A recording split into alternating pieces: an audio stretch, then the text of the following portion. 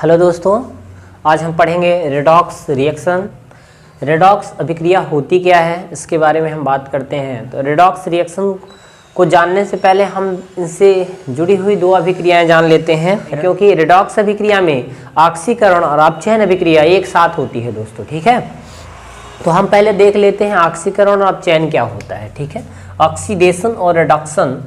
Redox अभिक्रिया में जब दोनों साथ होती हैं, ऑक्सीडेशन और रिडक्शन,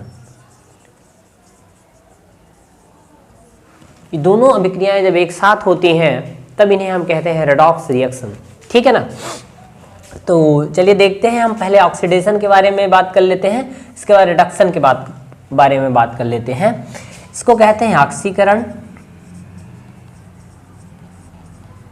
और इसको कहते हैं अपचयन। ठीक है दोस्तों, अब हम बात करते हैं ऑक्सीडेशन के बारे में। तो ऑक्सीडेशन क्या होता है या ऑक्सीकरण क्या होता है, इनमें दो बिंदु हम आपको लिखाएंगे, 2 से 3 बिंदु, इनको याद रखिएगा। ये दो बिंदु हैं, कौन कौन सी ऑक्सीडेशन रिएक्शन में होता है। ऑक्सीजन या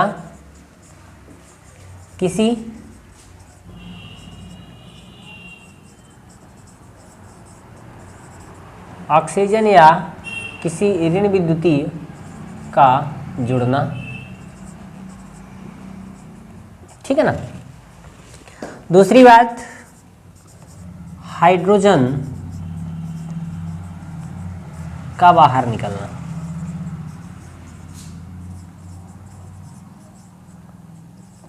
और तीसरी बात, इलेक्ट्रॉन का बाहर निकलना।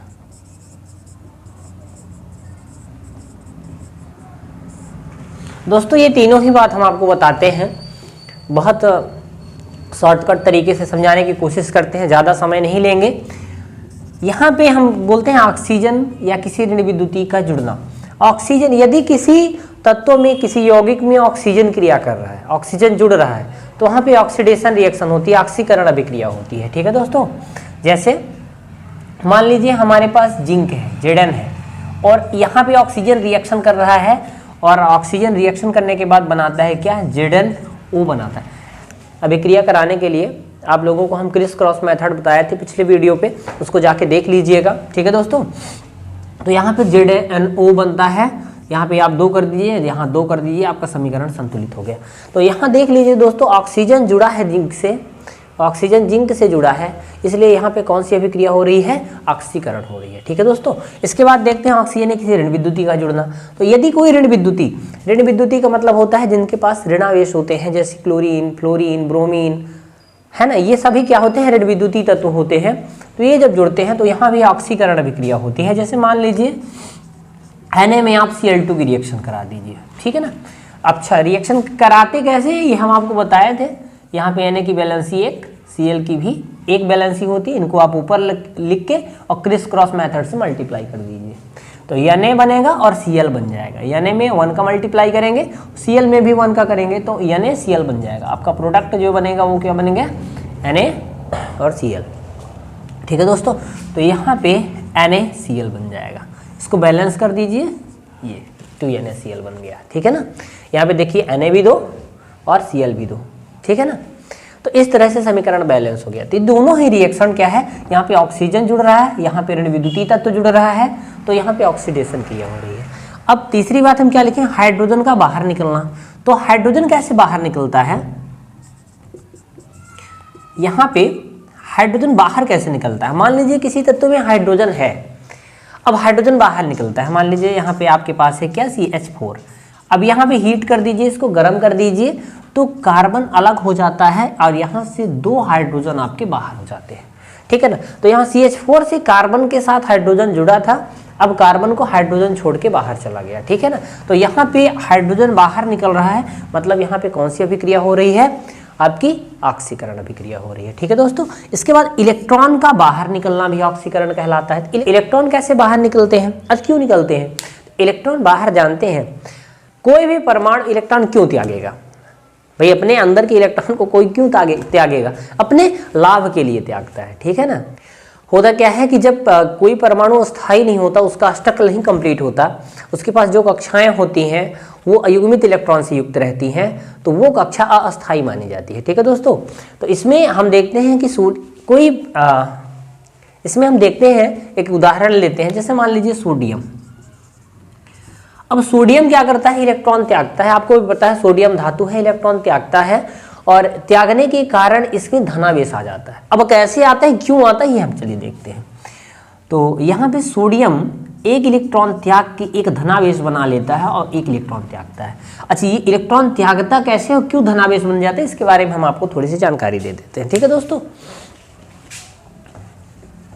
देखिए, किसी भी परमाणु के पास इलेक्ट्रॉन की संख्या और प्रोटॉन की संख्या बराबर होती है, ये बात तो पता है ना।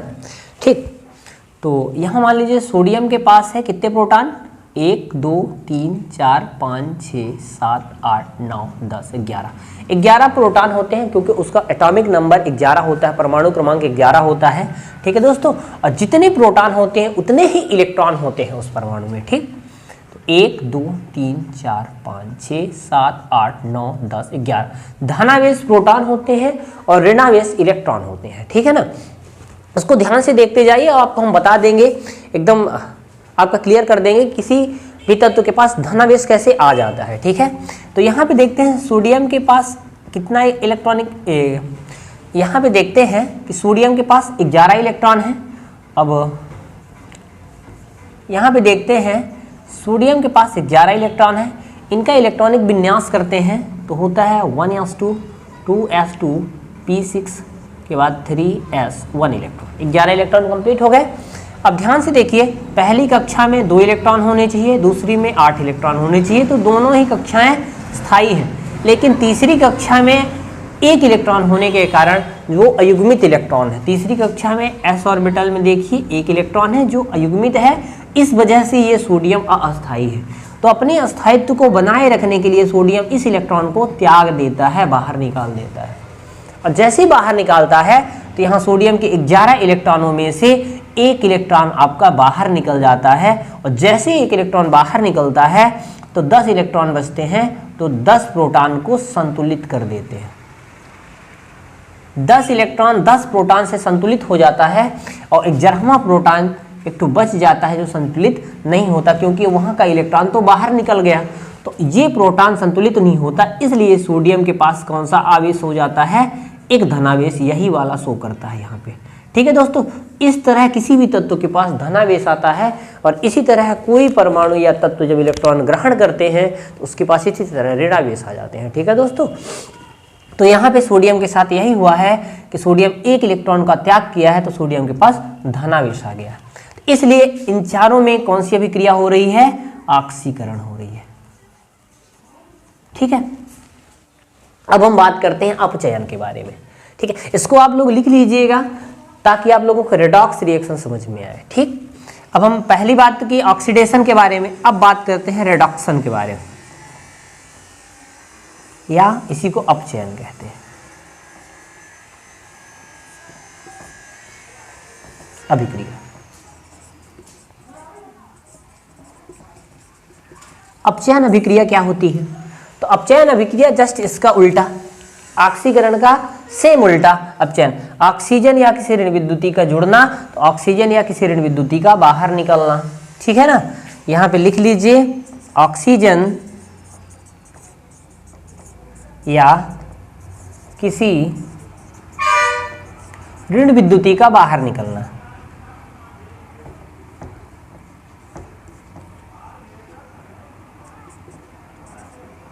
ऋण विद्युती का बाहर निकलना। ठीक है, ऑक्सीजन या किसी ऋण विद्युती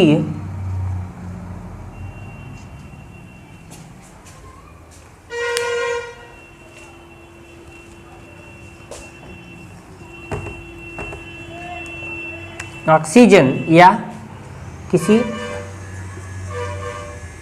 ऋण विद्युतीय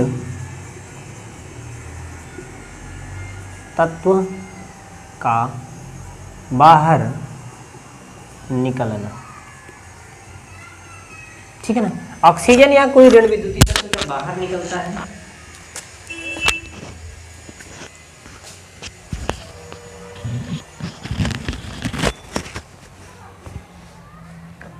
ना दोस्तों, ऑक्सीजन या ऋण विद्युतीय तत्व जब कोई बाहर निकलता है तो वहाँ पे रेडॉक्स की रिएक्शन होती है। दूसरी बात, हाइड्रोजन का बाहर निकलना, तो हाइड्रोजन का जुड़ना, ठीक है ना, हाइड्रोजन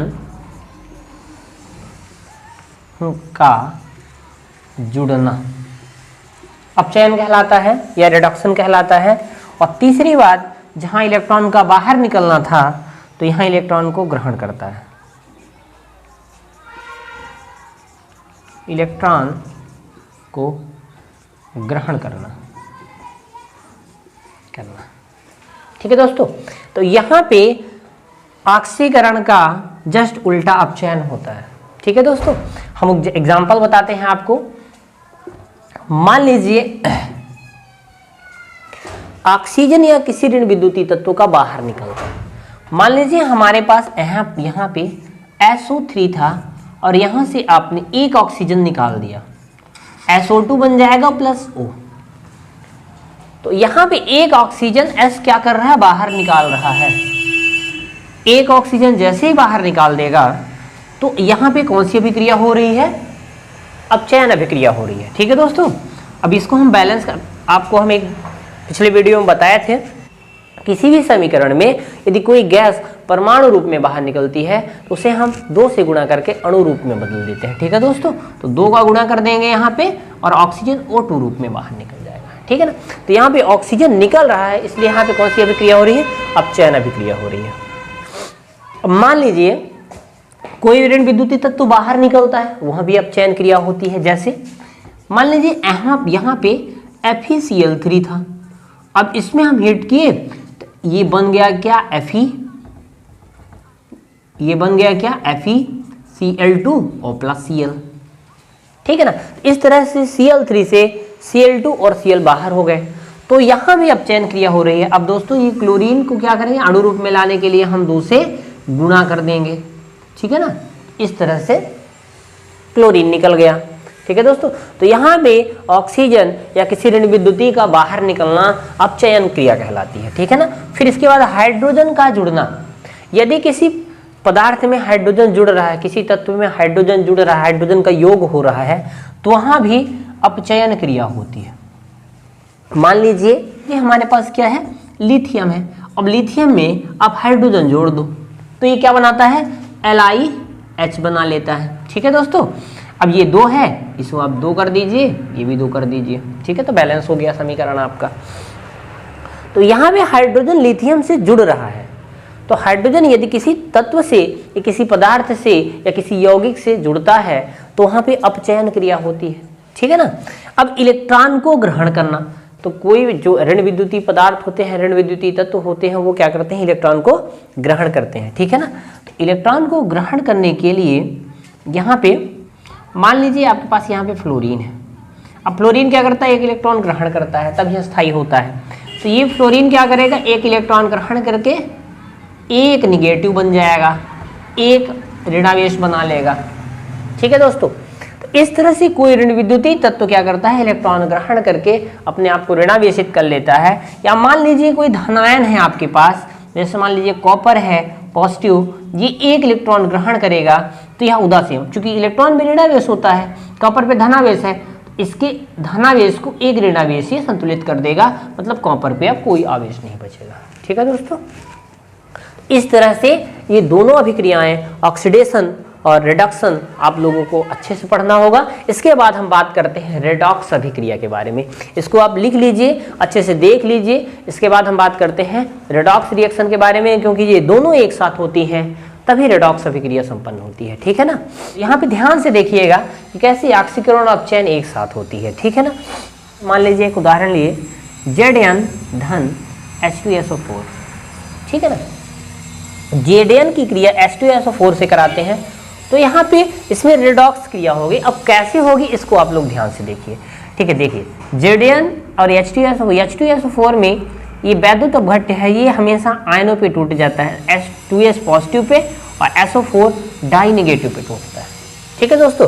अब हम इसकी क्रिया आप लोगों को करा के दिखाते हैं, ठीक। सबसे पहले जिंक क्या करेगा, अपना इलेक्ट्रॉन त्यागेगा।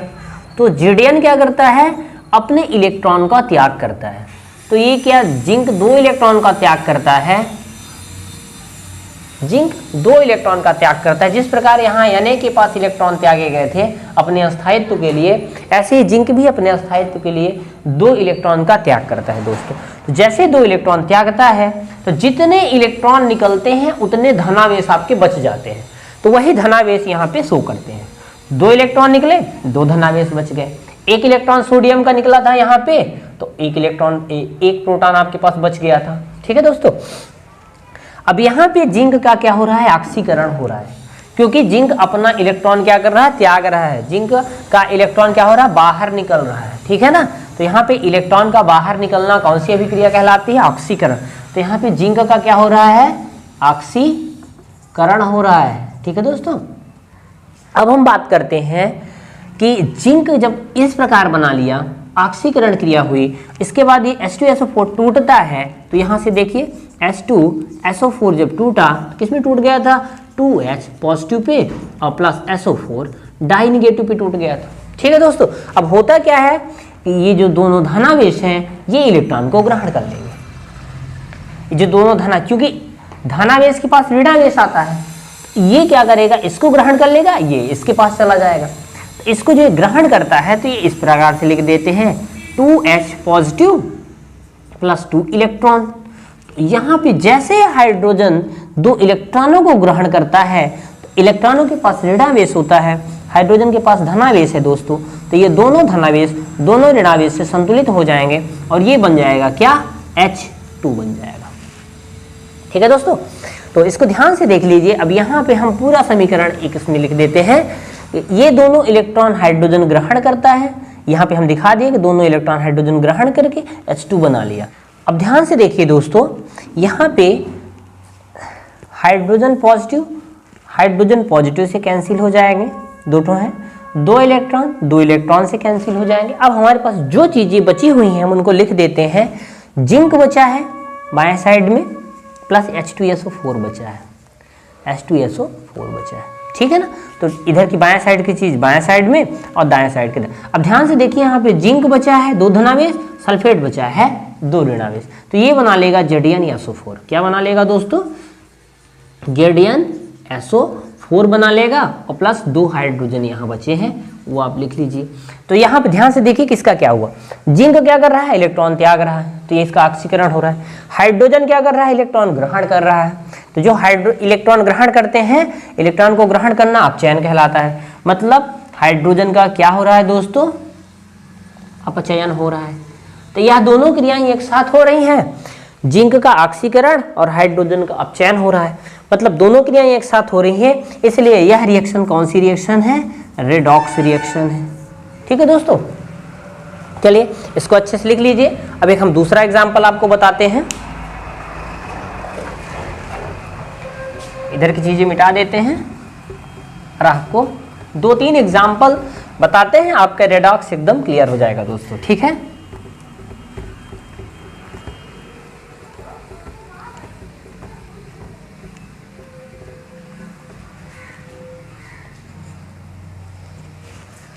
एक दूसरा एग्जाम्पल देख लेते हैं। मान लीजिए हमारे पास है CO प्लस H2। अब वैसे भी पता है कि हाइड्रोजन का जुड़ना आप कह देंगे अपचयन है, लेकिन यहाँ दोनों क्रियाएं एक साथ हो रही हैं, ध्यान से देखिएगा। अब यहाँ पे जो CO होता है उसके पास 2 पॉजिटिव और ऑक्सीजन 2 ऋणावेश रखता है, ठीक है ना। यही चीज आपको याद रखनी होगी और ये हम वीडियो में बता चुके हैं कि कैसे धनावेश और ऋणावेश होते हैं दोस्तों, ठीक है ना। तो यहाँ ध्यान से देखिए कि हाइड्रोजन क्या करेगा, सबसे पहले हाइड्रोजन क्या करेगा, अपने इलेक्ट्रॉन का त्याग करेगा। अब हाइड्रोजन जैसे ही अपने इलेक्ट्रॉन का त्याग करता है तो जो इलेक्ट्रॉन त्यागते हैं, ध्यान से देखिए हाइड्रोजन 2 है, 2 हाइड्रोजन इलेक्ट्रॉन त्यागेंगे एक हाइड्रोजन के पास एक इलेक्ट्रॉन होता है, दो हाइड्रोजन के पास दो इलेक्ट्रॉन होते हैं और दोनों क्या कर दिया, त्याग दिया। ठीक है ना। अब क्या करेगा, यहाँ पे कॉपर और ऑक्साइड है, इसको क्यूप्रिक ऑक्साइड बोलते हैं और कॉपर का ऑक्साइड है, तो ये CuO क्या करेगा, अलग होगा। Cu पॉजिटिव पे और प्लस O निगेटिव पे, डाई निगेटिव पे। ठीक है ना, डाई पॉजिटिव और डाई निगेटिव पे अलग हो गए। अब यहाँ पे दोस्तों ये धनावेश चला जाएगा ऋणावेश के पास और ये ऋणावेश चला जाएगा धनावेश के पास। ये चीज़ यहाँ पे आप लिख दीजिए, है ना। Cu पॉजिटिव और प्लस 2 इलेक्ट्रॉन कॉपर लेगा तो 2 इलेक्ट्रॉन ले लिया। अब यहाँ पे दोनों धनावेश इस दोनों इलेक्ट्रॉनों से ऋणावेश से क्या हो जाएंगे, संतुलित हो जाएंगे, तो कॉपर के पास कोई आवेश नहीं बचेगा।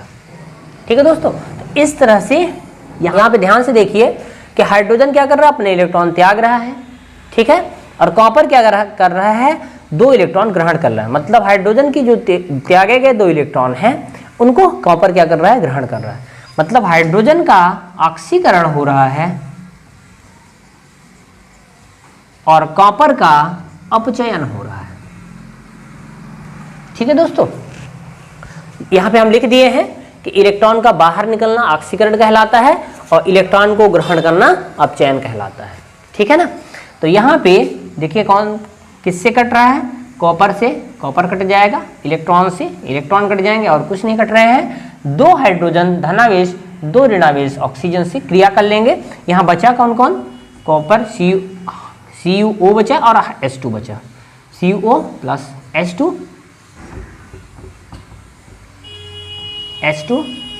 और दाएं साइड में 2 धनावेश बचा है और ये ऑक्सीजन 2 ऋणावेश से कर लेगा क्रिया और हाइड्रोजन ऑक्सीजन से क्रिया करके पानी बना लेगा, H2O बना लेगा। ठीक है दोस्तों, तो इस तरह से और एक कॉपर आपका बच गया। ठीक, तो ये रिएक्शन आपकी कौन सी रिएक्शन है, रेडॉक्स रिएक्शन है। कौन सी रिएक्शन है दोस्तों, रेडॉक्स रिएक्शन है। यहाँ पे आप लिख दीजिए कौन सी रिएक्शन है, रेडॉक्स रिएक्शन है, क्योंकि इसमें दोनों चीज हो रही है। हाइड्रोजन का ऑक्सीकरण हो रहा है, कॉपर का अपचयन हो रहा है। यहाँ पे कॉपर का अपचयन होता है, हाइड्रोजन का ऑक्सीकरण होता है, मतलब रेडॉक्स हो रहा है। दोनों क्रियाएं जब एक साथ होने लगती हैं तो उस रिएक्शन को रेडॉक्स अभिक्रिया कहते हैं। ठीक है दोस्तों, तो यहाँ आप लोग परिभाषा लिख लीजिएगा रेडॉक्स रिएक्शन की, कि जब ऑक्सीडेशन और रिडक्शन क्रिया एक साथ होती है उसे रेडॉक्स क्रिया कहते हैं या रेडॉक्स अभिक्रिया कहते हैं।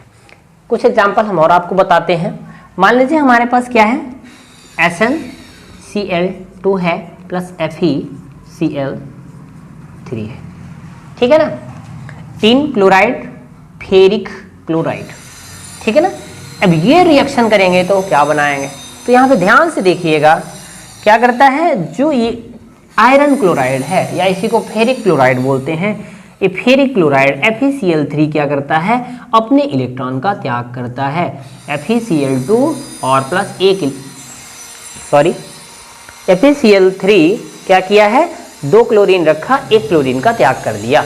तो क्लोरीन का बाहर निकलना, किसी ऋण विद्युतीय का बाहर निकलना अपचयन कहलाता है दोस्तों। ठीक है ना, ऑक्सीजन या किसी ऋण विद्युतीय तत्व का बाहर निकलना, पीछे आप रिवर्स में जाके देख लीजिएगा, ऋण विद्युतीय तत्व का बाहर निकलना लिखा था। ठीक है ना, तो ऋण विद्युतीय तत्व जब किसी से निकलता है, बाहर निकल रहा है, मतलब यहाँ पे आयरन का क्या हो रहा है, अपचयन हो रहा है।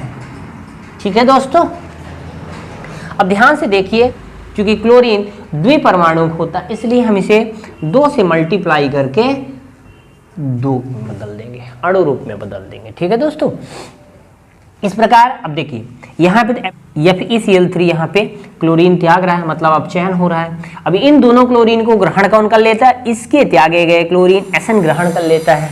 तो यहाँ पे SnCl2 दोनों क्लोरीन को ग्रहण कर लेगा और क्या बना लेगा, SnCl4 बना लेगा।